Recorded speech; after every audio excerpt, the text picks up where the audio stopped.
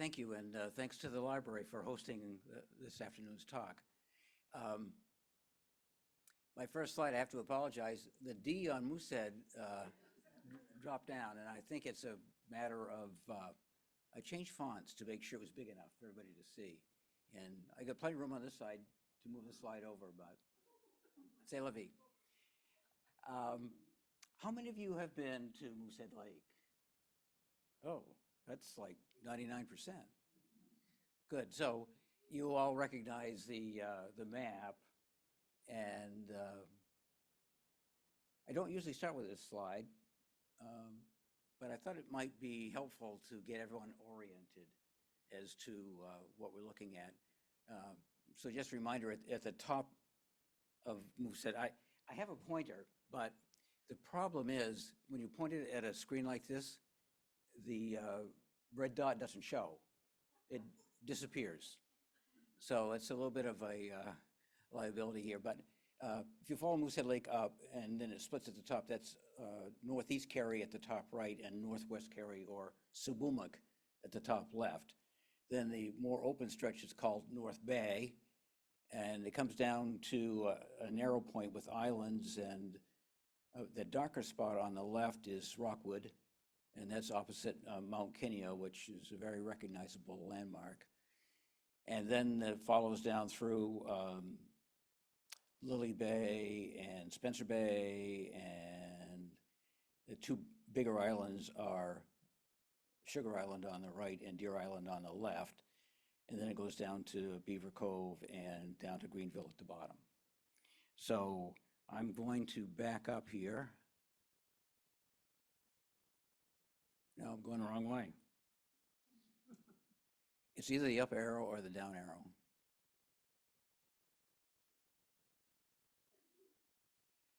So how did the sporting camp era start at Moosehead Lake and in the Maine and the Northeast anyway? And in fact, it went to New York State and further out west. Well, it was like a back to nature movement in the 1820s to 1910 era. And people like Henry David Thoreau wrote about nature going back and being a hiker and observer of the outdoors and someone who relaxed in the outdoors. And then a guy in Adirondacks called Adirondack Murray, William Harrison. And then another guy named Lucius Hubbard, who wrote in Maine, and he proposed and prepared a series of books called Their Guide to Moosehead Lake. 1893, I think, was his first one. So there was this cultural shift of saying that nature was valuable in terms of people's life balance. And they're going along with that kind of cultural shift by people who wrote was a increasingly large middle class that came after the Civil War that found they had extra time, more income, and they also felt the pressure of the industrial age and wanted to get away more. So that worked into it. And vacations started to be offered more too. So people could get away from cities in the summer, Boston especially, and New York. And they used to come to Moosehead Lake, to some of the sporting camps for weeks, if not months at a time. And of course, Mount Kineo would be potentially all summer. So that's kind of how it developed. And, you know, the question, I've worked with the Moosehead Historical Society in terms of research, and when they first suggested this topic about sporting camps to me, I said, well, how do I even start? So I happened to run into this guy who had written about Katahdin and the area around Katahdin and some about sporting camps, but it took him 12 years to write a book, what he did, which is wonderful, is he'd take a stream or a old woods road that had partially grown up, follow it along, look for a dam, signs that had been a dam there, or a woods camp, or hardware from equipment or whatever, and he'd log it and take photos of it. And so he's done the east side of Katahdin, he's done the West Branch, he's done the Piscataquis side of that area too. And so he said, start with In the Maine Woods, which was a publication of the Bangor and Rustic Railroad that was annual. And it was geared towards people coming for the summer to the North Woods. And of course, the Bangor and Rustic's interest was getting passengers to ride on the railroad up and back. And so it was full of ads about all kinds of vacation things, but especially about sporting camps. And here's 3 examples here: Indian Pond and Lily Bay House, and then the Deer Island camps, which were also called Capons. So that was and that publication went through, I think, 1935. So it was a great resource and a lot of fun to read. It seems to me there are really 4 categories of sporting camps. One I call the classics, which have a remote location, usually built out of logs, no electricity, and offer fish and hunting resources, as well as some outdoor hiking and canoeing and looking at wildlife. And then the luxury ones are like Mount Kineo Resort, which we'll look at separately, really. And there were a few camps that ran out of farms up along the lake. And I picked one as an example, so we'll look at that. And then there were at least 4 what are called hunting and fishing clubs. And these are mostly by business people businessmen who joined together and either built or used the facility, and it was for camaraderie, and most of them were built around, like one of them was for people from Bath, one was from people around Lewiston, and there was another one from, I think, Boston and New York, and we'll get into some of the detail about that as we go along. But underlying all of the experiences at a camp was guides, and you had to be licensed to be a guide fairly early on in the process. And being a guide was a little bit of a tricky thing. You had to know how to show your clients the best time. That is, get fish, shoot a deer, a moose, or you could shoot caribou early on in the sequence, or birds, ducks.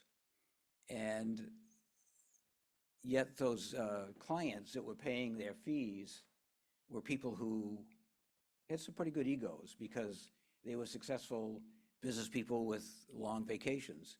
And so they wanted to make sure the guide knew how much they knew about life and stuff in the woods. And the guide wanted to make sure they had a good time, and yet have them come back year after year. So the guide couldn't really afford to offend them very much. But I think it all worked out. I think they were all aware that this kind of dynamic was part of the issues involved of hunting and fishing. And so this slide shows how fishing went on some of the early days. The sporting camps almost all had a launch of some sort that could carry several people. And so in the morning, they tow the canoes out behind this boat, and then the guide and their client would get in the canoes, and the guide would paddle around to good fishing spots and help get fish. And they'd have a lunch out somewhere, and then be back at their sporting camp in time to have a big dinner and tell stories afterwards, and maybe drink some beverages of sorts. As you can see in the slide, in 1894, the legal limit for fish was 50 pounds of trout. That's, and that went on for years. But as we all know, they had to reduce the limits over time because the resource got overdeveloped. And I always wondered going into it, as far as the hunting side, what do you do with a deer or moose that you shoot, or a bear or whatever, and you're in a hunting camp? I mean, you can't eat it, you can't have it butchered or anything, but the Bangor and Rustic Railroad had flat cars. They'd roll those out and take the carcasses wherever you wanted them delivered. And then you got processed there for you to eat with your friends and family. This is shows the guides at Mount Kineo. I think they had 40 or 50 there for their clientele. Of course, at one time we'll look later, but the Mount Kineo had as many as 500 rooms, so they could use a lot of guides. But some of them were Native American Indians, and they all, kind of wore ties in those days. And I think they were had long careers as guides. Didn't ever read much about any conflicts that would cause them to leave that profession. And of course, women at the sporting camps were somewhat rare at first, and they were mostly accompanying their husbands, and they went more on picnics or canoe trips or exploring in larger boats, and some hiking. But later on, and then this is Fly Rod Crosby, whom I think you've all heard about. She had license number 1 in the state's issuance of guides licenses. But she was really more a newspaper reporter, correspondent than anything. She worked out of the town of Phillips over in western Maine, and her column got picked up in Boston and Chicago, so she was really all over the country. But she was primarily a writer who talked about her experiences meeting people, learning what they had shot or caught in terms of fish. And yet she was a good fisherman herself, as you can see. And I think she shot one of the last caribou that before this that resource was stopped because there just weren't many of them left. But as it turns out, let me go back a second. Wives really turned out to be the managers of a lot of the sporting camps. The husbands were often guides or handling the more mechanical side of things. So who helps the wives get entertained, who prepares a meal, who gets the food ready, and they didn't have refrigerators really. They had gardens that had to be tended, and the clientele all expected good food. And in fact, most of the ads say, we have a good table, which meant, healthy food, well prepared, and in good quantity. So what I've done is identify, after my research, 35 what I call sporting camp sites all around the lake, and numbered each of them. About a third of those are gone now, and some of them I've tried to show here had one site would have several camps on it, either like an island at one point in time, or because one camp would get started, go out of business, and another would take over the same site. And I think this goes on for a couple more pages. But this page finishes it, I see. So that's how I started. And then this is a map you saw before that pins a number to a specific place on the lake shore or island. Questions so far? Did you actually find the remains of camps? I didn't go tramping through the woods to find those kinds of things. I relied mostly on the written resources. I mean, the current day camps, yes, I went to a number of those. But as far as old camps, no, and the records were clear enough that I didn't think I really had to make the research complete. And so early on, if you took a train from Boston or New York, it was an overnight train. And they got you to,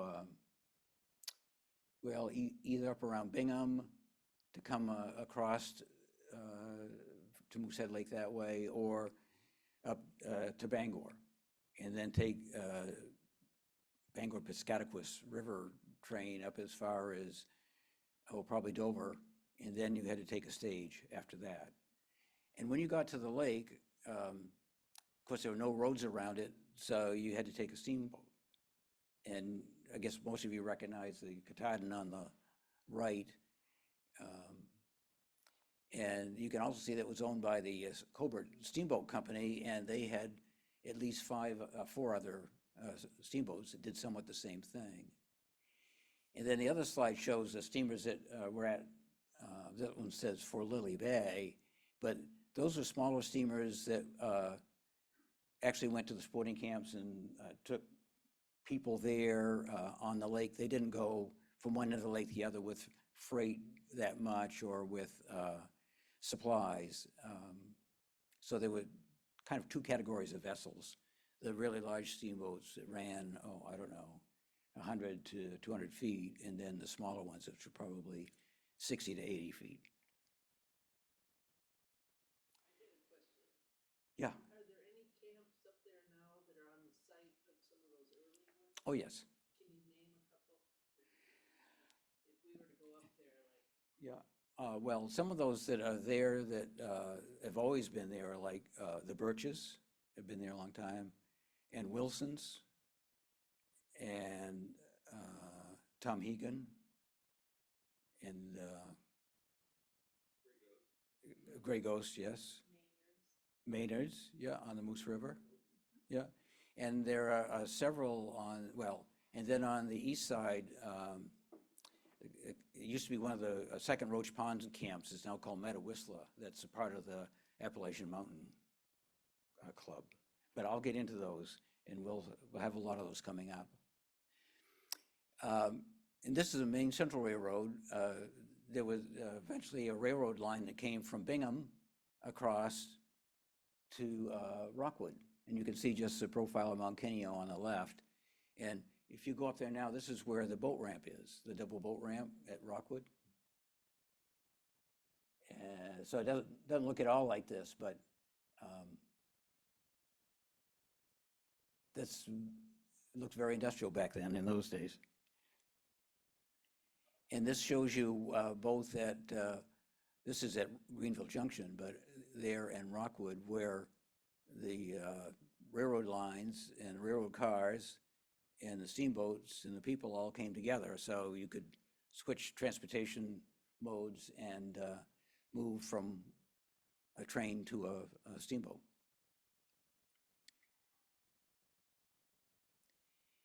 And so now we'll start to look at some of the camps.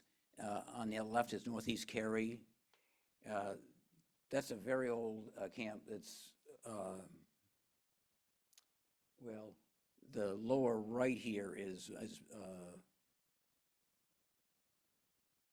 what's his name? Yeah, Ed Raymond. And those were just sold to somebody, but his store and a few rental cabins are still there. The Winnegarnock house above it is on that same site, and then on the left, the picture shows some Great Northern Paper warehouses on the dock up there, and this house is in that picture, and there was other buildings there, of course, at the same time. That was the kickoff point to going to the West Branch of Penobscot, which is just 4 miles across, and from Northeast Cary to the West Branch. And from there, sports and hikers and outdoor folks went, to the Allagash and up past Piston Farm, up to Penobscot Lake and the like. And this is northwest Cary, or Seboomook, and that's the Northwest Inn that was there for a long while, but is no more. And the lower right is what it looks like today. It's Seboomook Wilderness Campground, with Cary Brook going up along the right. Let's see. Seboomook is an interesting place. I mean, I put a couple of side notes up there. One is there was a log conveyor up there that took logs from the West Branch Seboomook Lake across to Moosehead Lake. And that's a whole story in itself, in that Great Northern Paper bought all the timberland on the West Branch, and their mill was in Millinocket, so they didn't want any timber getting into Moosehead Lake because it would go down to Scott Paper Company. So they said, no, we're going to lock this up, and they took out the conveyor. And they also were going to put a railroad up there, an 18-mile railroad, to haul pulpwood more from up in the St. John watershed down to Seboomook to get into the West Branch. And they eventually decided not to do that, and I think they flooded more of the West Branch with the Seboomook Dam. So, that's like 18 miles long. So that got by some of the transport difficulties for the timber. And then, of course, Seboomook is where there was a World War II German prisoner of war camp. And you can buy some books about this. They're available at the Moosehead Historical Society. But that's another whole story. Where what the Germans were doing up there is harvesting pulpwood for paper, for cardstock, for military record keeping. So that was a pretty welcome resource.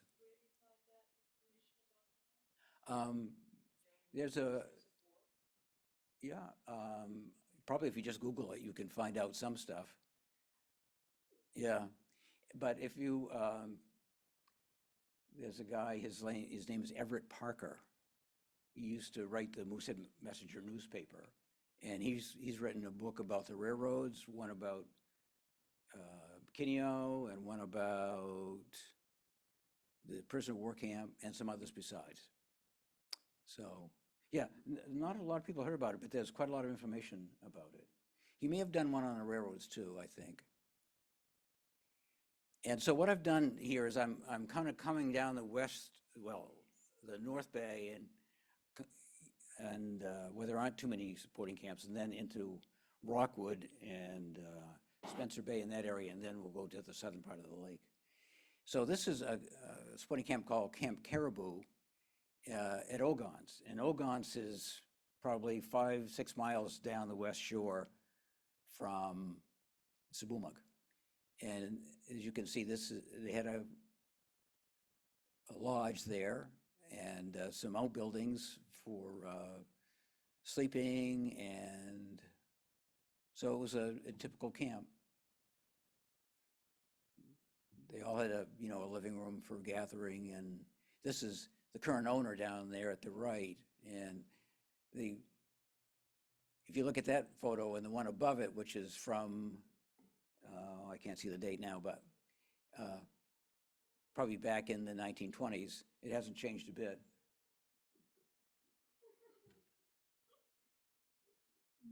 And this is another of the camps at Ogons. The one on the left wasn't really a sporting camp, it was a private camp, but another, very interesting side story is the guy who built that was named Jay Cook, and he was a financier who financed a lot of the Civil War by selling bonds. war bonds. And so he built that, and then the name Ogontz comes from a Indian chief out in Ohio who this guy, Cook, really admired because he was exhibited loyalty, bravery, and integrity. I always wondered how the name Ogontz came up, but the more you look at it, there's a school in Pennsylvania named Ogontz. There's stuff out in Ohio named Ogontz as well, all because of this guy. And this is a Folsom farm. This is again on the North Bay, about 15 miles up from Kineo. Typical farm in a way, and it was about halfway between Mount Kineo, Rockwood, and the Northeast Carry. So in the winter especially, this is a mail stage, as you can see. If people got on the lake ice and the weather was cold, the days were short, a storm came up and they wanted to have shelter, they go to the Folsom farm, and they prepared for that. They had famous for their biscuits. And if you'll see on the slide, the biggest count of drop-ins they had was 54 for one night.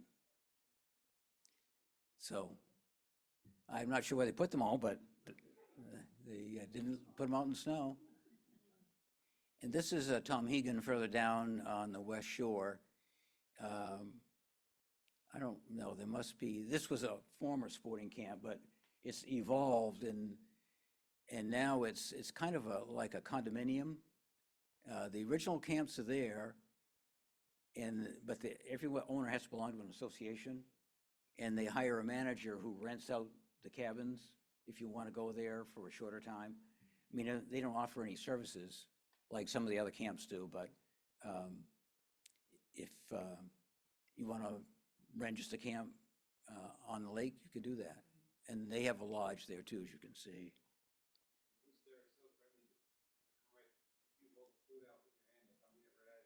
Oh, the deer there? Yeah, and the moose too? Yeah. Yeah, that's kind of a long-standing tradition at Tom Egan. Yeah. Yeah. Yeah. You stayed there then? No. They have a walkway that's named after one of the deers or something there. I don't forget. But it goes way back. Where is that in relation to Rockwood? Go to Rockwood and then take the bridge across the Moose River, like you're heading up along the dirt road. Go up towards Braswell Lake right there. But not on the Route 15 side. You got to cross a river on a bridge right there, which you can see. Well, it goes right up to the Birches, and then this is probably the next place beyond the Birches. I mean, it's not close to the Birches, but. Like 30 minutes of dirt. Yeah, 30 minutes of dirt. Yeah, I should say that I've had a camp at Moosehead Lake for about 60 years, and it's up near Ogontz, near Sabumuk, and it's a small camp. It's just like, I don't know, 20 by 15. But I sold it a couple of years ago to one of my neighbor's grandchildren, because we wanted to, there are like 5 camps there, and we all know each other, and wanted to be sure that the family kind of aspect stayed with it. So one of the family members stepped forward, and I sold it. But then my twin brother, Richard, who was here, and his wife, Carol Ann, they had a camp next door to the one I had. So we built a bunkhouse there. So I stay in the bunkhouse with my wife, Audrey, and Richard and Carol Ann host us for meals, and we share quite a lot of the expenses and such. So that works out good.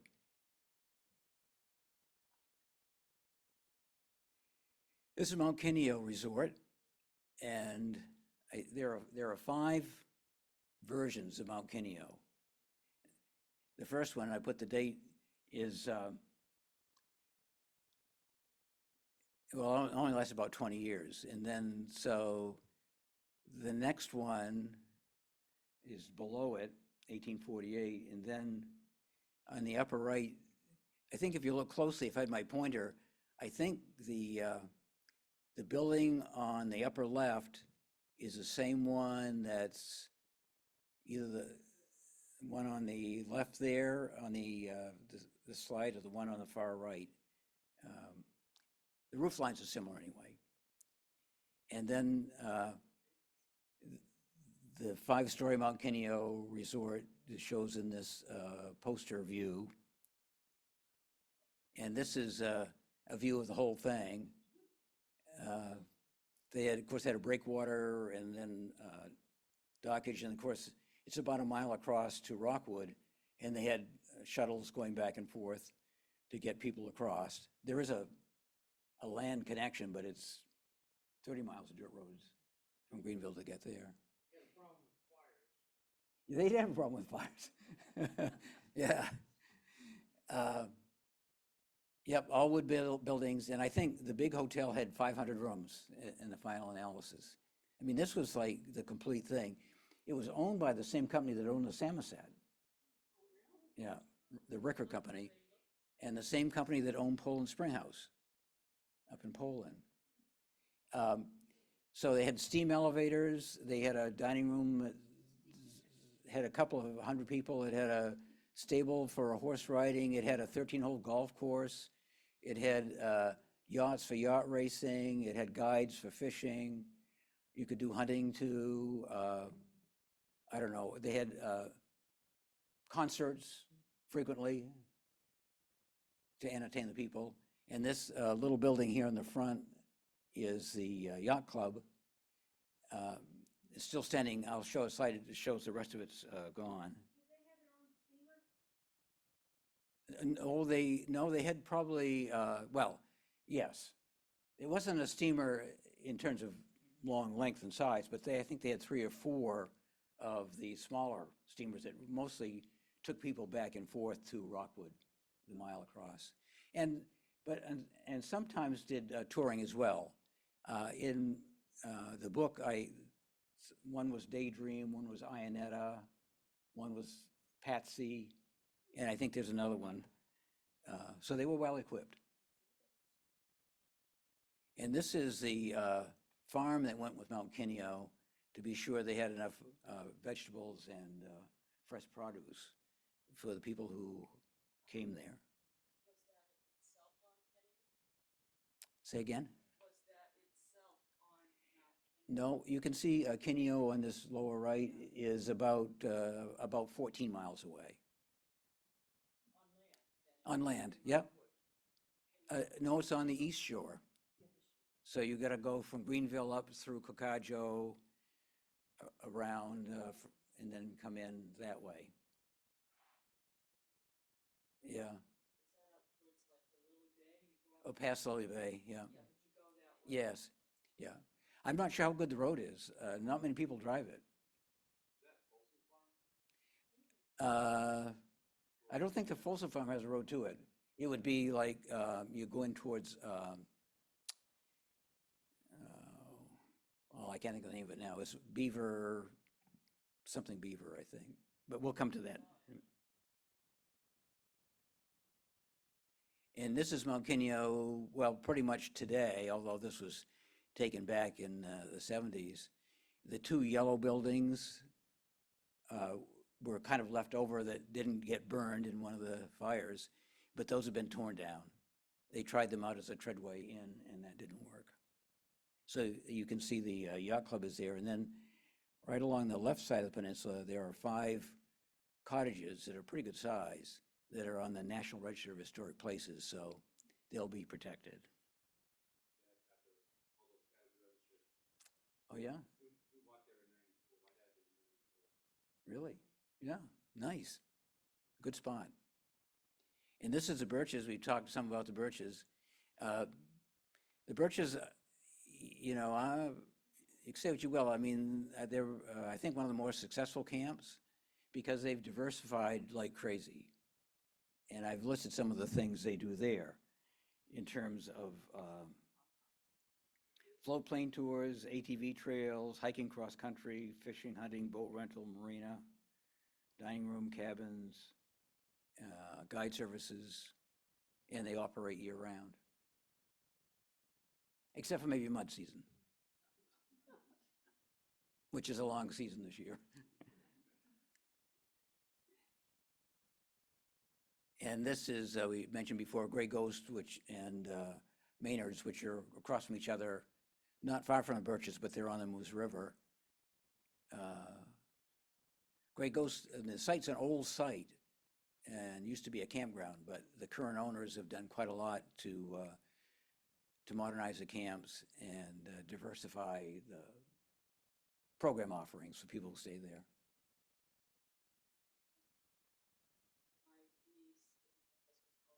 Oh, do they? Yeah. So where's Kingfisher? That's Gray Ghost. Kingfisher was right next to it, right? I don't know about Kingfisher at all. It didn't come up. No. Is that an old sporting camp that was there? Oh, oh. Oh. I can't say. The Maynard's is an old camp. It's showing its age some, but it's really authentic. And for sale now, $3.8 million. So, I mean, that just goes to show you, I mean, it's a shame in a way. I feel good for the Maynard's family, and there are a lot of them. But to pay that much for the property and then try to, earn enough out of it to pay the debt you'd have to take on would be a big stretch. Yeah, probably 150 acres, yeah.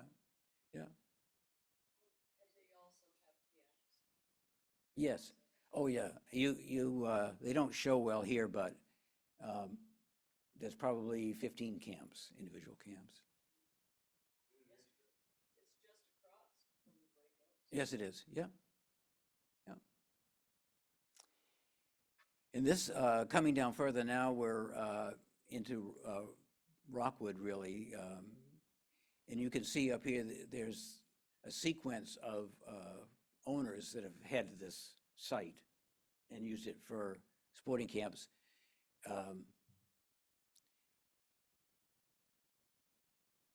This is a kind of a, I guess, idealized slide. They look pretty relaxed and comfortable there. But again, this was evolved to a campground, and the campground was sold, and now it's a private compound owned by one family from Canada. And so I think there were maybe 40 or 50 campsites there, which are all gone from participation by anybody else. And this is Wilson's, still there, been there a long, long time. Maybe the oldest camp. They claim they're the oldest sporting camp. It's right at the east outlet.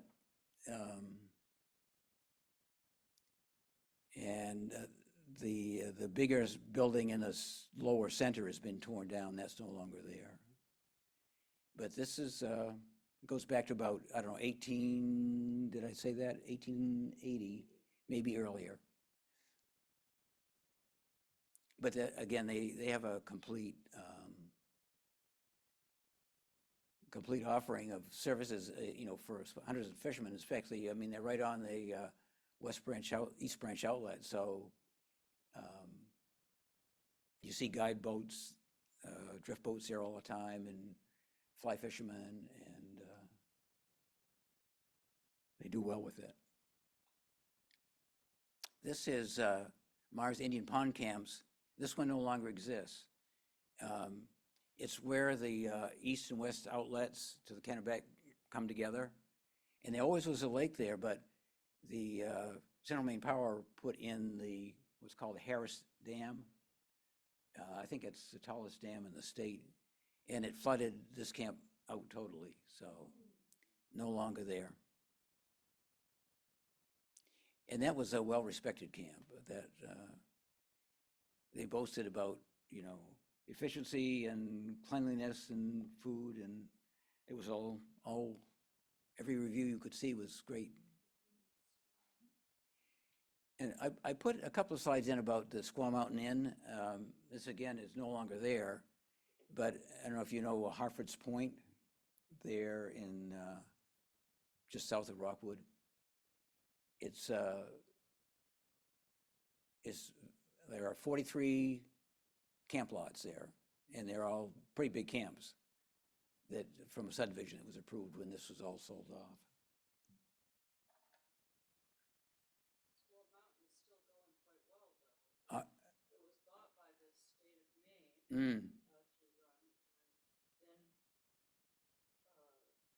there was someone else who tried to buy that, and then there's been someone else who's trying to buy it and has been for years.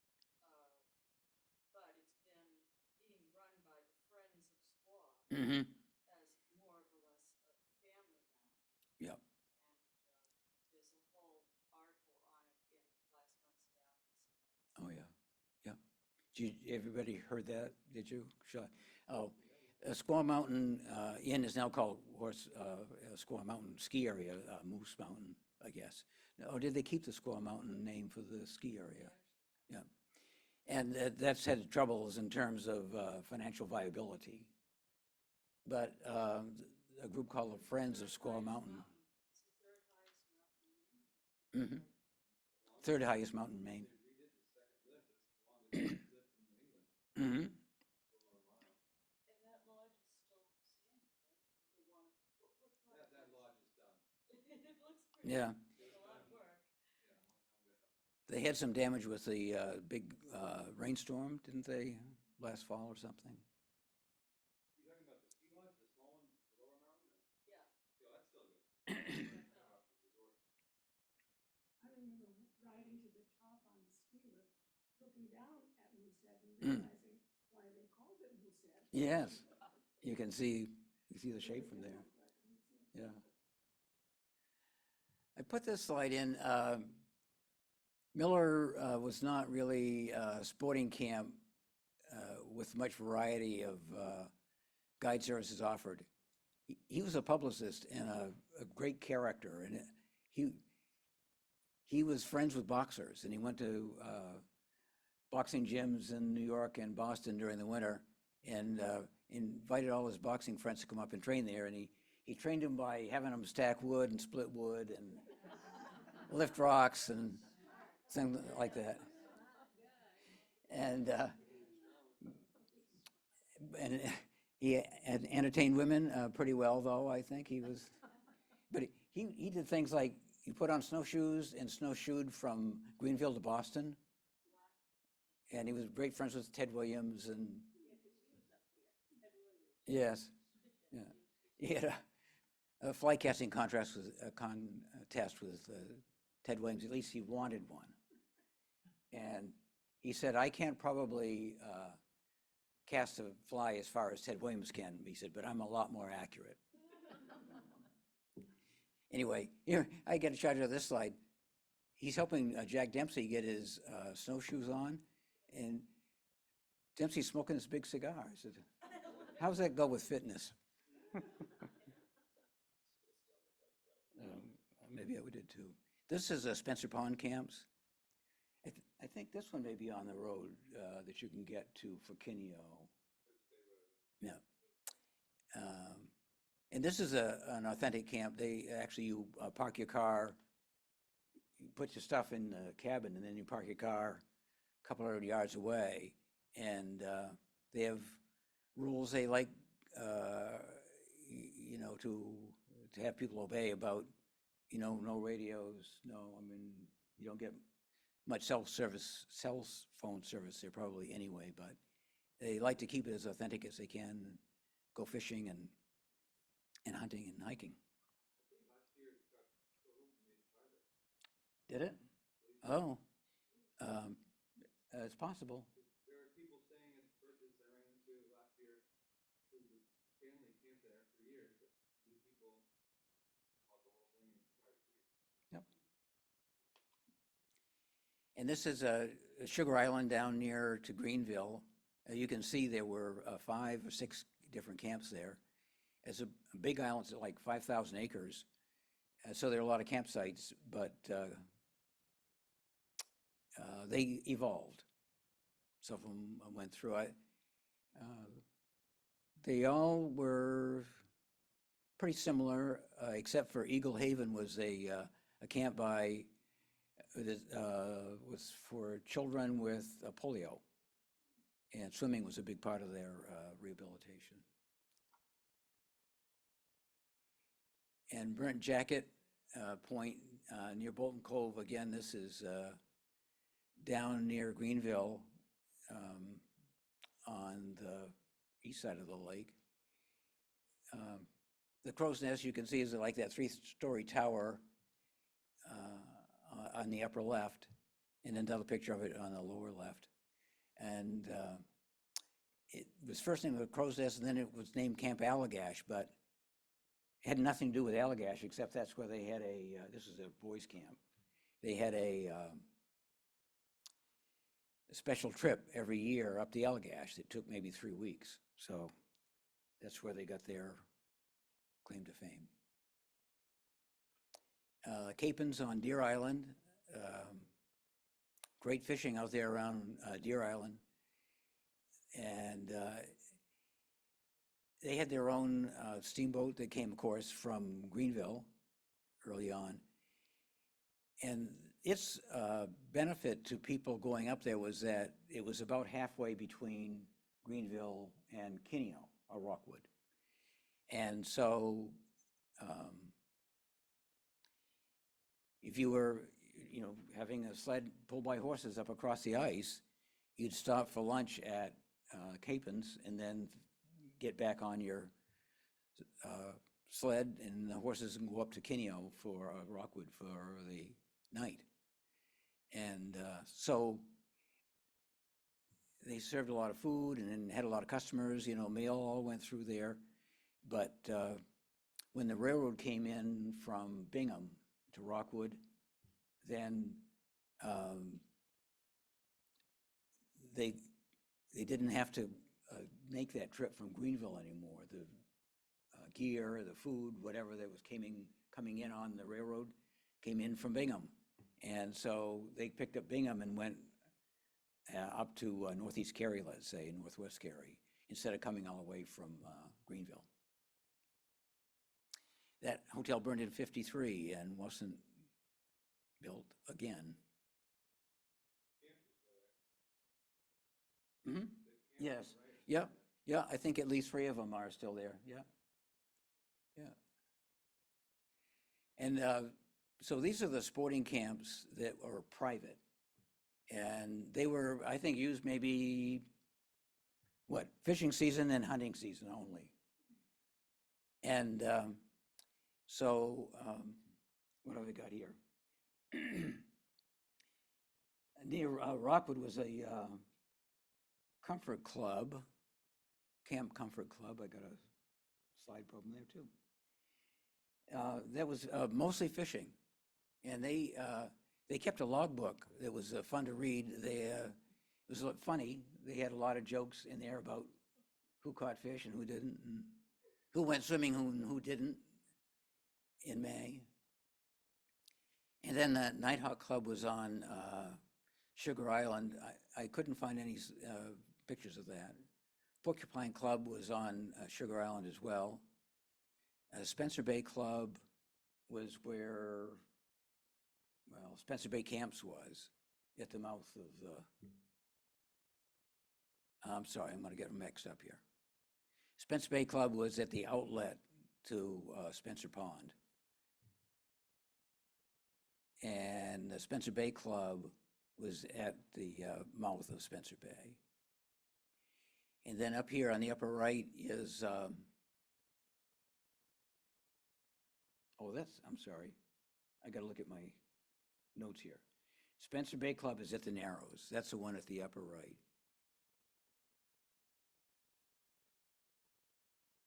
William Tell Club is this one down here, isn't it? Yeah, I got them labeled, so okay.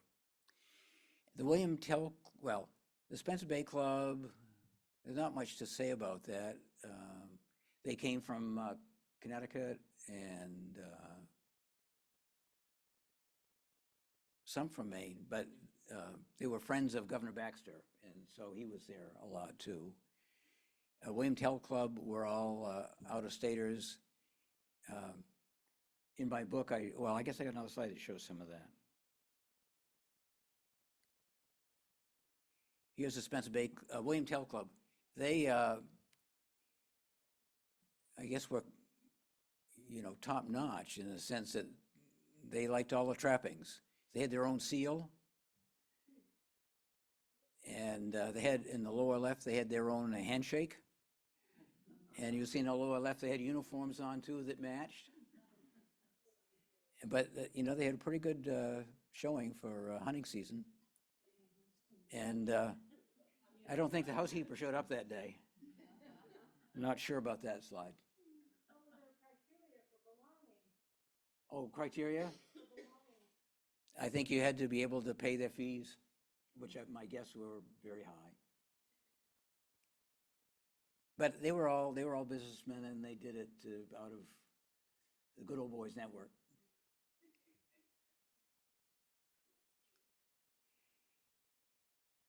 And so I just kind of wrap up to say, the demise of the hunting camps is sad in some ways.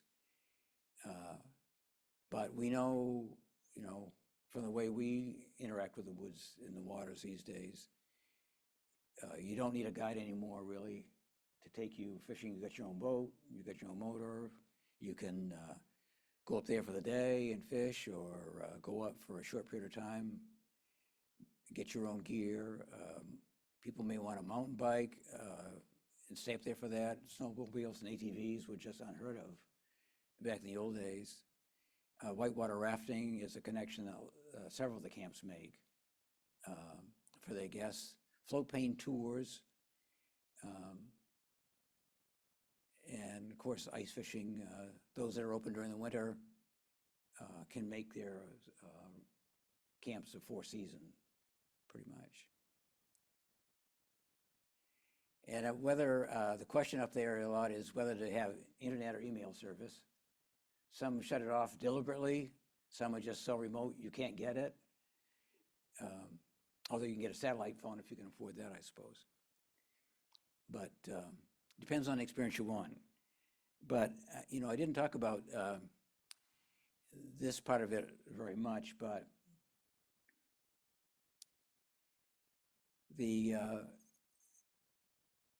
what a lot of people enjoy up there, and us in our camps included, is multi-generations around a campfire, telling stories. Some of them like to sing songs, where you can keep your individuality and yet be with people who enjoy the outdoors, and being in a place where there are few people rather than overrun with people. So, other questions that have come up since we started?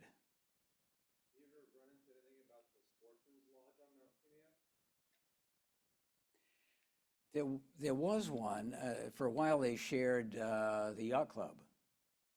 But no, there wasn't much said about that in anything I read. And of course nobody remembers that I ran across at this point. Yeah. They also had a log building. It looked more like a sporting club, but it was for women to go for reading and knitting and camaraderie, which was nice. But Well, I heard you say that there was a road that you could drive to get to Canyon. there is, but it's not a good road. Well, I wouldn't think so. No, it's much easier to go to Rockwood, now there's a shuttle that runs like every hour. Road, where does it end on land? Where do you pick it up? It's Oh. up towards, Spencer Bay? yeah, it's called Spencer Bay Road, but Picaggio, we go to Picaggio and get on the Greenville Road, and you veer left on Spencer Bay, and it's like 18 miles down that road. Right before you get to Spencer Bay camps, there's a turn off You should get your DeLorme Atlas out and follow that. It's still a natural road. Oh, yeah. Hmm. Yep, there's just a narrow spit of land. Spencer Bay Road's formidable. It's a big road. Where's this Golden Road? That's, well, it goes east to west, the northern side of the lake, but that's like northeast carries the Yeah. closest point to get to the Golden Road. Yeah, the Golden Road starts in Millinocket and goes to Canada following a lot of the West Branch until you get past Moosehead Lake. And it used to be a road you could go 50 miles an hour on, but you still can? Really? If you, It's still heavily logged, and they still maintain it. oh, the last time I was on it, down from, within the last 6 miles going towards Millinocket, it was all washboards. I mean, you couldn't go more than 10 miles an hour or something. Depends on what time of year you want. Yeah, I suppose, yeah. And, well, I went, a couple of years ago, we went, it was just after Memorial Day, and we decided we'd take that way going home, and went out the Golden Road, and they just graded it, and it was this much mud, and it was sprayed everywhere, and you still couldn't go very fast. So that was and it just ruined it. You know, it was a beautiful job of grading, but it just ruined it. A few cars, yeah. So, yeah, I mean, if you want to go, well, just leave yourself a lot of time, because you're not sure about the conditions you're going to run into. It's about an hour and a half if you go slow. Yeah. An hour and a half, that's not bad. It takes that to get to a grocery store from Rockwood to Greenville. Yeah. Don't forget your groceries going up. How long did it take you to promote? Oh, I was probably a year and a half doing all this, yeah. But, no, I worked pretty much year-round on it, yeah. Yeah, it's surprising how much it takes to do. I wrote another book, too, called Logging Towboats and Boom Jumpers. And this one I did before the historic sporting camps. And that one goes about logging on the West Branch, and from the days before the Millinocket Mill was constructed. Well, actually goes back to a guy named O.A. Harkness, who was born in Rockport. And he was a mechanical genius, and he was the admiral of their Great Northern Boat Fleet. I mean, the admiral was not an official title, but they had probably 50 boats from, for log boom towing and boom jumping, and he designed some of them, and had charge of all the, well, you ever go up and see the locomotives there in Telos, Eagle Lake? That's another interesting trip, and I talk about that in the other book. But that, you can drive that too, but you want a lot of daylight when you go, so you can get back in time, or camp out. I suppose you could do that too. Yeah. Yes. He must have gone to these camps from the way it sounded to help people. Yes, oh yeah. Talking about Doc Pritham, there's a book that was written about him. You could still get it almost anywhere, I think, in libraries. Yeah, he was a character, but he was the only doctor in Greenville for 100 miles around, I suppose. He used to jump the railroads to get to where he needed to be, and he invented his own snowmobile. It had like a Model T with tracks on the back, so. And this Pritham Park. Pritham, yeah. In Greenville was, yeah, Pritham Avenue. Yeah. Roger, are most of the places that are owned, are they leased on land, or is it owned privately? Oh, Well, it depends on where you're talking about. Around Moosehead. Yeah, but where on Moosehead? If I go back to the map,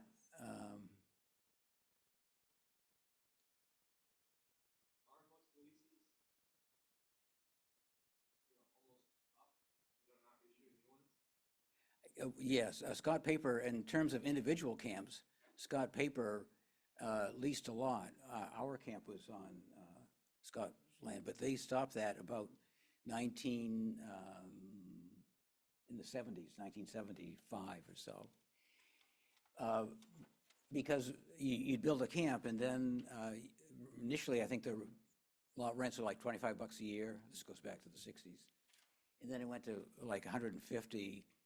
And then they thought for a while the paper companies were getting goodwill on the part of the people in the state by offering lease lots. But they found after a while that the lease lots were just a nuisance to them, and they sold them all off. Prentice and Carlisle may still lease some, not much around Moosehead, but more to the east of that.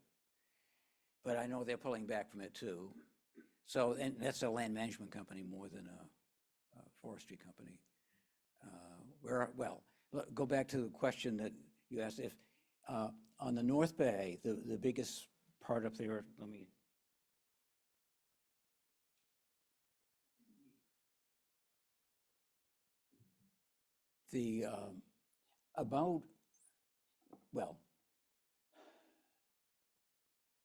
that was the area where the Plum Creek development was going to be made.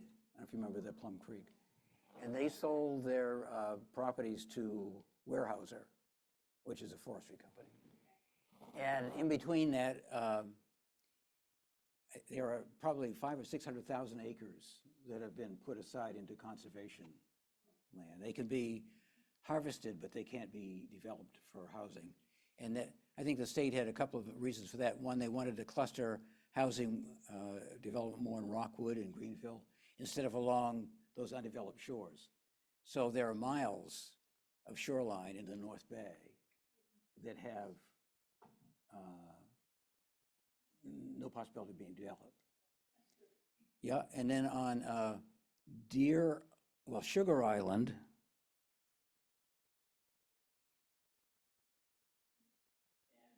this is Farm Island. Both those islands are owned totally by the state. And on Deer Island, the other, I meant Sugar Island on the lower right. Deer Island's to the left. I think that's owned by a timber trust. I think they allow camping, but yeah, yes, yeah.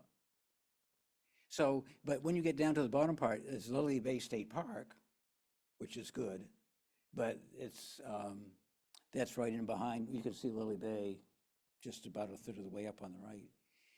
That's a big park, but from there around, I don't think there's much else that preserves by the state from either development or public access, provided public access on the southern half of it. So if somebody bought the land from paper company, would the state now pick up real estate tax? Oh, yes. Yeah. Yeah. What, you figured an angle on that, Dave? Did you? Yeah. No, they became fully taxable. So. Yeah. Are they under the tax of Moosehead? Like city tax? Like it's split up? Oh, no, it's all owned by the state, all the land up there. So there's the state, instead of municipal taxes, the state steps in to do that. We get an assessment on our taxes for education in the unincorporated areas. I mean, it gets spread over a big area, but part of our taxes would go to that. Yeah. Question in the back?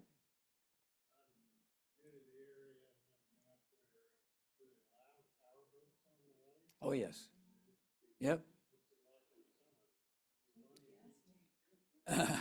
Well, There's a lot of boats, a lot of people fishing still, some jet skis, but a lot of, I don't know, probably 18 to 25-foot boats around. This experience, I've only been up there once and camped at Road Day with kayaks. And we kayaked for 30 and 31, and it was that full there with a full weekend. The kayak boats didn't bother us. Yeah. Yeah, talking about kayaking, yeah, yeah, and there are people who go by canoe as well, and they make a trip up through Northeast Cary. I'm laughing because my brother owns places and lived in Blanchard.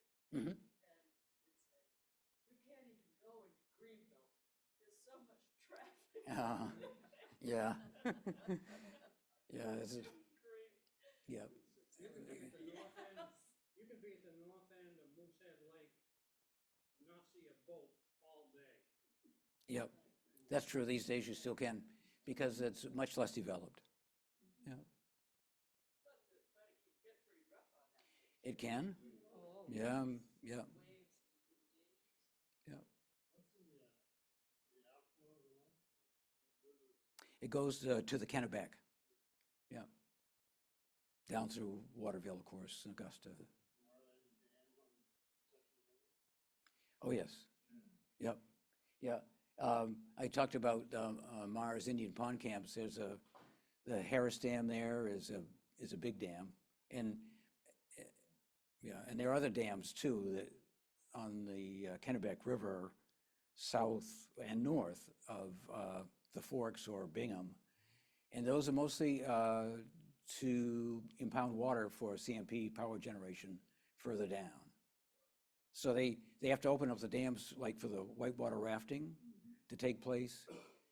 Otherwise, it would be shut off.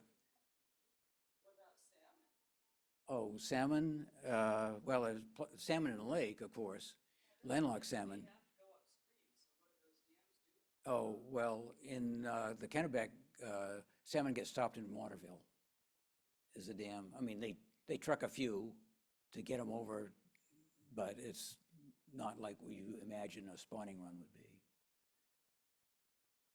That's controversial, and, you know, in terms of, some people think the dam should come out, and the Brookfield Energy owns most of the dams on the West Branch and of the Penobscot and the Kennebec, and they're pretty happy to have the dams that are there.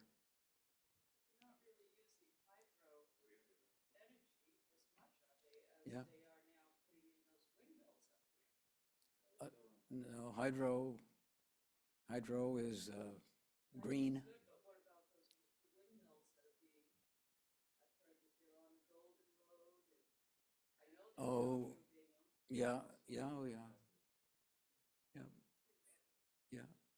Those and solar farms is really spreading out. Yeah. Pardon?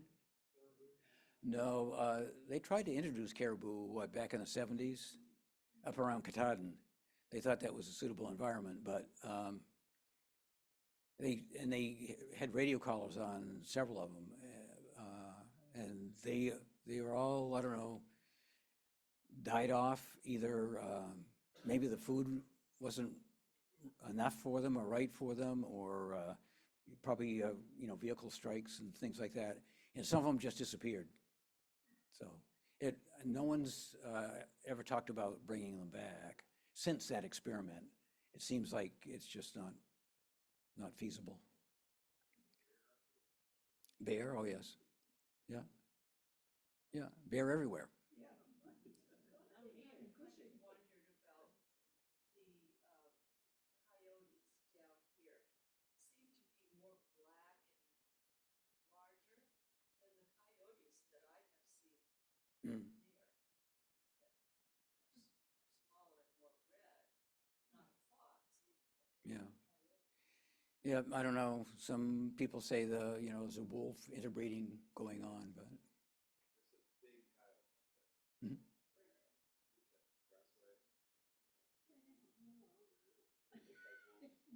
Mm.